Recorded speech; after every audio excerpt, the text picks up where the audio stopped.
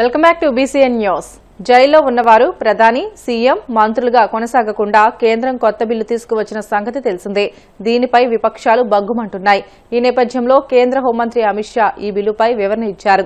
రాజకీయాల్లో నైతిక విలువలను పునరుద్దరించే లక్ష్యంతో కేంద్ర ప్రభుత్వం ఈ కీలక బిల్లు తెచ్చిందని స్పష్టం చేశారు.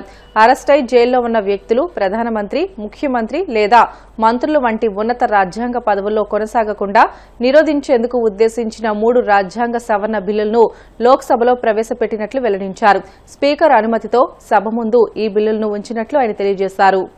माननीय सदस्य, ये संसद के अंदर आपका तरीका ठीक नहीं है। आप संसद की मर्यादाओं को तोड़ रहे हैं। ये मैं आपको मौका दे रहा हूं, इसका मतलब ये तरीका नहीं है आप संसद की मर्यादाओं को तोड़े हैं।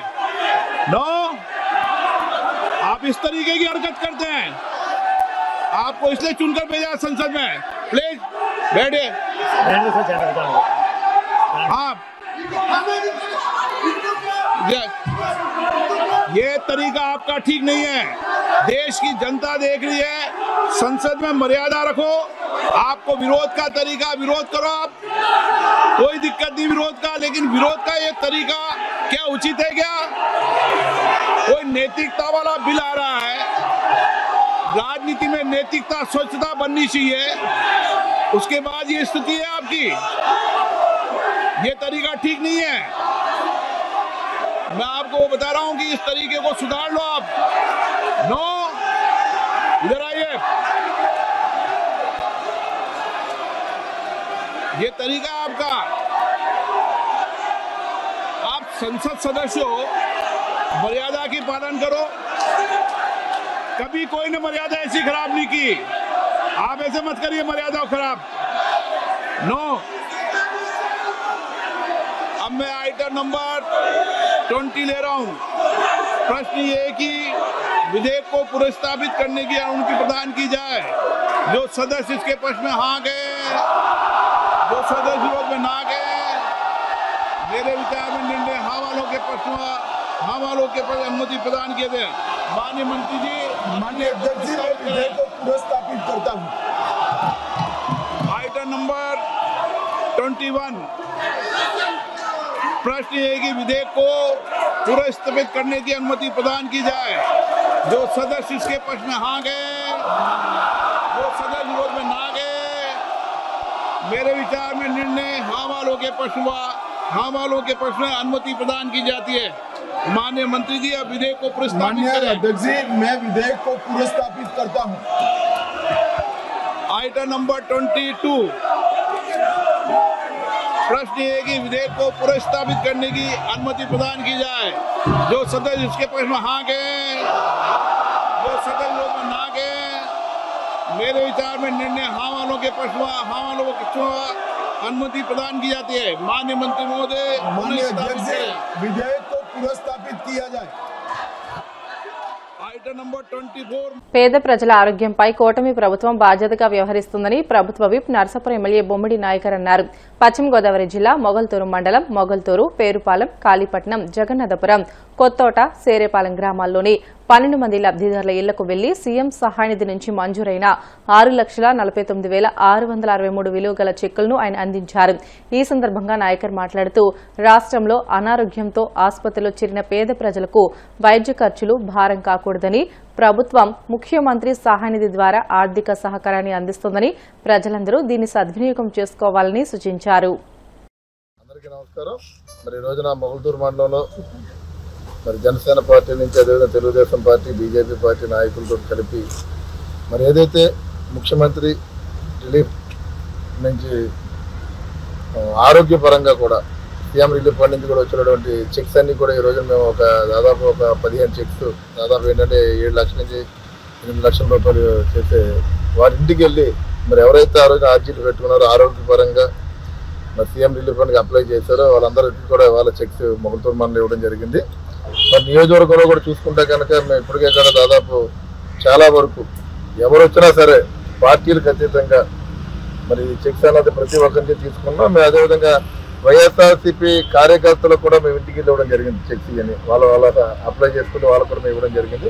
అంటే ఎవరు వచ్చినా సరే గౌరవ ముఖ్యమంత్రి చంద్రబాబు నాయుడు గారు అదే కూడా మరి ఆరోగ్యపరంగా వీటి మీద ప్రత్యేక శ్రద్ధ తీసుకుని మరి ప్రతి ఒక్కరికి కూడా దీంట్లో ఎవరైతే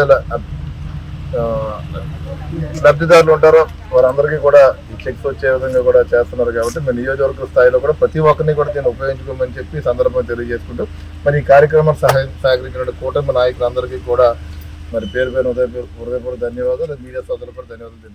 4 అసెంబ్లీ నియోజకవర్గాల పరిధిలో వ్యవసాయ ఆయకట్టు భూములకు సంబంధించి ముంపు నీరు దిగేందుకు శివారు ప్రాంతాల్లో సిఆర్జెడ్ పరిధిలో ఉన్న ఇరిగేషన్ పోరంబోకుకు భూములను ప్రభుత్వం తక్షణమే స్వాధీనం చేసుకోవాలని డిమాండ్ చేస్తూ కోనసీమ జిల్లా అమలాపురంలో రైతులు ఆందోళనకు దిగారు. అమలాపురం పార్లమెంటు తెలుగు రైతు అధ్యక్షుడు మట్టా మహాలక్ష్మి ప్రభాకర్ ఆధ్వర్యంలో టీడీపీతో పాటు జనసేనకు చెందిన రైతు సంఘ నాయకులు, ఆక్వా రైతులు పెద్ద సంఖ్యలో అమలాపురంలోని కలెక్టర్ కార్యాలయం వద్దకు చేరుకుని ఆందోళనకు దిగారు. అనంతరం వివిధ డిమాండ్లతో కూడిన వినతి పత్రాన్ని కలెక్టర్ మహేష్ కుమార్ కి అందజేశారు. ఈ రోజు ప్రధానంగా వశిష్ట, వైనతేయి, గోదావరి నదీ పాయల మధ్యన ఉన్నటువంటి 4 నియోజకవర్గాలు అంటే గన్నవరం, కొత్తపేట, అమలాపురం, ముమ్మిడివరం నియోజకవర్గాల్లో సుమారు 1,20,000 ఎకరాల ఆయకట్టు ముంపుకు గురవుతా ఉంది. దీనంతటికీ కారణం ఏదైతే కోస్టల్ బెల్ట్ అంటే మనం రైతు భాషలో పర్ర అని అంటాం, ఈ పర్రని ఆక్రమించుకుని చాలామంది భూస్వాములు అక్రమంగా ఆక్వా చెరువులు తవ్వి డ్రైనేజీలో ఉన్నటువంటి ముంపు నీటిని సముద్రంలో కలకుండా ఆటంకపరుస్తూ ఉన్నారు. ఇవాళన్నీ కూడా కలెక్టర్ గారికి మేము గూగుల్ మ్యాప్లతో సహా ఒక రిప్రజెంటేషన్ సమర్పించడం జరిగింది. మా యొక్క రైతులందరూ కూడా కూటమి నాయకుల యొక్క ఆధ్వర్యంలో రైతాంగం అంతా కూడా ఈరోజు కలెక్టర్ ఆఫీస్కి వచ్చి కలెక్టర్ గారికి మా యొక్క విన్నపం ఇవ్వడం జరిగింది. మేము ఒకటే చెప్తా ఉన్నాం, ఈరోజు ఏదైతే తీర ప్రాంతంలో ఉన్నటువంటి స్కాంపు అంటే పర్రా అని అంటాం, సుమారు 3,000 ఎకరాలు ప్రభుత్వ భూమి, అందులో 2,000 ఎకరాలు అన్యాక్రాంతం చేసి దొంగ పట్టాలు సృష్టించి ఇవాళ రైతులు ఆక్వాకల్చర్ చేయడం వల్ల సముద్రంలోకి ముంపు నీరు వెళ్లకుండా 1,20,000 ఎకరాల రైతాంగం ఇబ్బందులు పడుతూ ఉన్నారు. భవిష్యత్తులో ఇదే కనుక కొనసాగితే ఈ 4 నియోజకవర్గాల్లో వరి పంట అనేటువంటిది కనుమరుగయ్యేటువంటి ప్రమాదం ఉంది. ఈరోజు అమలాపురం నియోజకవర్గంలో 3 మండలాల్లో దాదాపు 1/3 వంతు పైబడి పంట వేయడం లేదు అంటే కేవలం డ్రైనేజీ వ్యవస్థ అధ్వానంగా ఉండడమే. ఈ 3,000 ఎకరాలు కూడా సిఆర్జెడ్ జోన్లో ఉన్నటువంటి భూమి.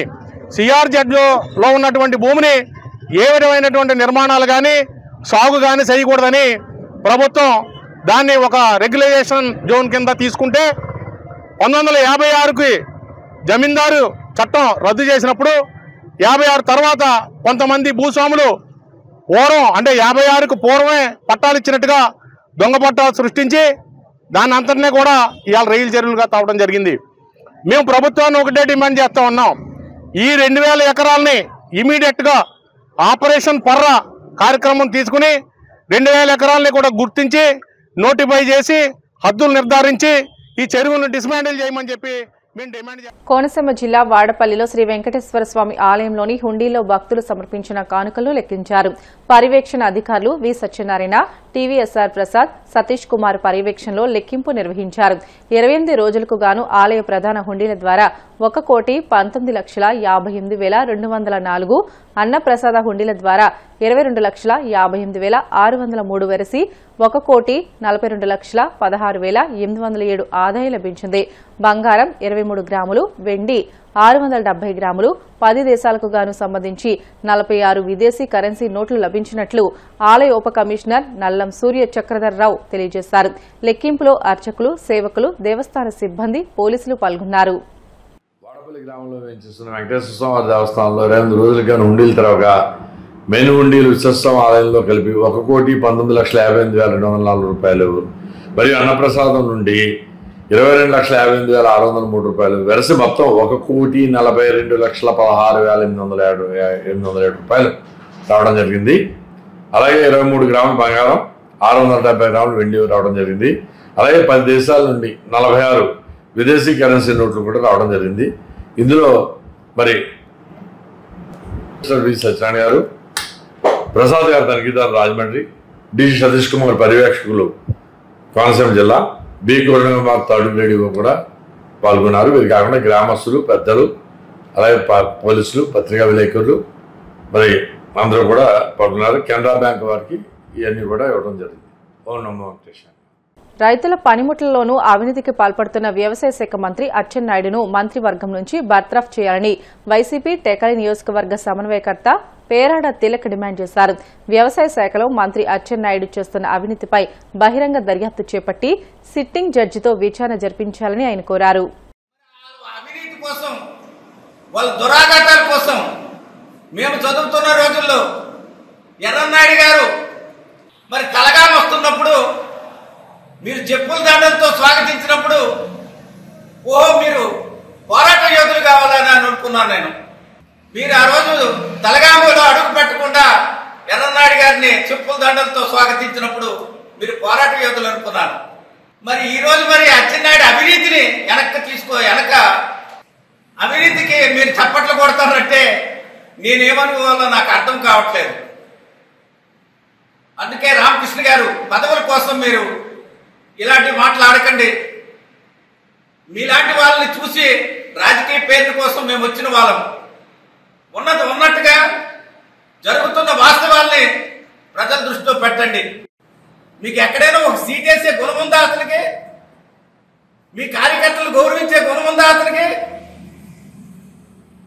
తిలక్ అనేవాడు ప్రశ్నిస్తున్నాడు కనుక, అతను తప్పిదాలను ఎత్తి చూపిస్తున్నాం కనుక, అతను అవినీతిని ఎత్తి చూపిస్తున్నాం కనుక, ఆయన అహంకారాన్ని నిలదీస్తున్నాం కనుక మీకు అపాటి గౌరవమైన దక్కుతుంది. అది జాగ్రత్తగా ఉంచుకోమని మేము కోరుతున్నాం. వార్తలు ముగించే ముందు ముఖ్యాంశాలు మరొకసారి. 2 ఏళ్లలో మొత్తం 9 లక్షల ఇళ్లు పూర్తి చేసేలా హౌసింగ్ విభాగం చర్యలు తీసుకుంటుంది. వెల్లడించిన మంత్రులు పార్థసారథి, నారాయణ.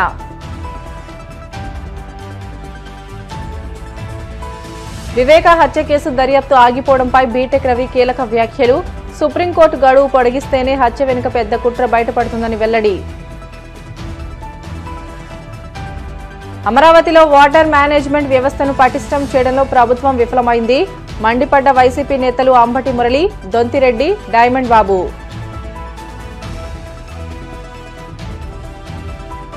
జైల్లో ఉన్నవారు ప్రధాని, సీఎం, మంత్రులుగా కొనసాగకుండా కొత్త బిల్లులు. లోక్సభలో 3 రాజ్యాంగ సవరణ బిల్లులను ప్రవేశపెట్టిన అమిత్ షా. ఇవి ఇప్పటి వరకున్న బులెటిన్లోని అప్డేట్స్. మరిన్ని వార్తల కోసం BCN digital YouTube channel, Facebook పేజీని ఫాలో అవ్వండి. అప్డేట్ వార్తల కోసం ప్లీజ్ డూ సబ్స్క్రైబ్.